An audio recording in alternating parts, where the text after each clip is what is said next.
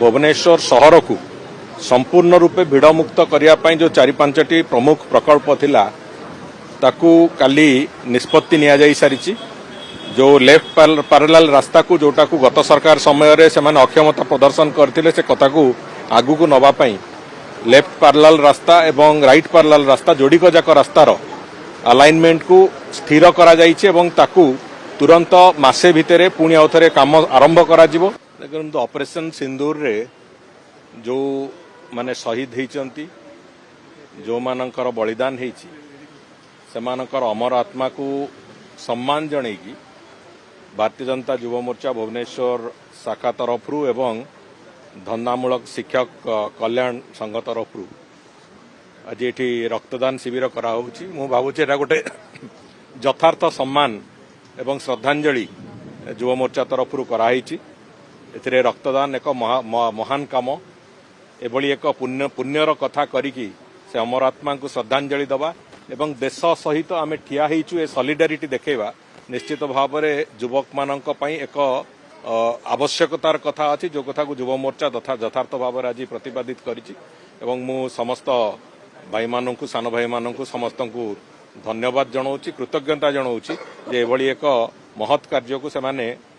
Operation सिंदूर पई उत्सर्गीकृत करिसंती एवं ए कार्य को क्रमागत भाव में एक देश प्रेमर निदर्शन कहले अत्युक्ति हम ना से दृष्टिकोण समस्त आउ थे समस्त धन्यवाद और कृतज्ञता भी जनाऊँगी।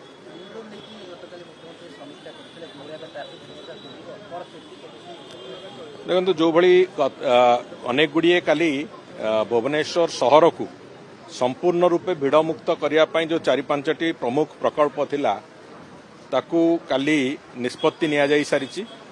जो लेफ्ट पैरेलल रास्ता को जोटा को गत सरकार समय रे से माने अक्षमता प्रदर्शन करथिले से कथा को आगु को नबा पई लेफ्ट पैरेलल रास्ता एवं राइट पैरेलल रास्ता जोड़ी को जाक रास्तार अलाइनमेंट को स्थिर करा जाइछि एवं ताकू तुरंत मासे भितरे पुणी आउथरे काम आरंभ करा जिवो। जमी अधिग्रहणर प्रक्रिया ए मासक भितरे सरिवो एवं आसंता डिसेम्बर सुद्धा लेफ्ट पैरेलल और राइट पैरेलल जोड़ी को रास्ता आमे संपूर्ण करदेबू ये कथा से कथार प्रक्रिया आरंभ होगा जाउछि। द्वितीय कथा हला जो जयदेव विहार रु नंदनकानन पर्यंत जो रास्ता ताकू भी जो भली भाव में संपूर्ण रूपे ट्रैफिक लाइट मुक्त रास्ता करबा पई जहाँ आवश्यकता अछि से भली टेक्नोलॉजी रे ताकू आमे से प्रक्रिया आरंभ करिछु एवं ताकू भी खूब शीघ्र आसंता मोर तो प्रायतः एक कथार भी संभावना अछि आसंता जून 12 तारिख जो जेतेबेले आमे वर्षे पूर्ति करेबू से समय भुवनेश्वर भिड़मुक्त करने जो जो रास्तार आमे काली योजना आमे से तार चूड़ांत पर्याय को नहींचु समस्त रास्ता गुड़िकर शिलान्यास करा जिवो एवं मासे भितरे तार टेंडर प्रक्रिया समस्त सारिकी आमे काम आरंभ करने को जाऊँ जहाँ आमे लक्ष्य रखीचु आमे मैक्सिमम 2.5 ରୁ 3 वर्ष भितरे ये समस्त रास्ता को कंप्लीट करा जिवो एवं भुवनेश्वर को संपूर्ण एक भिड़मुक्त सहर भाव में एक जो यूनिक टैग से टैग रे लगे आमे तार जहाँ व्यवस्था दरकार ताकू नहीं कि आमे आगु चलते।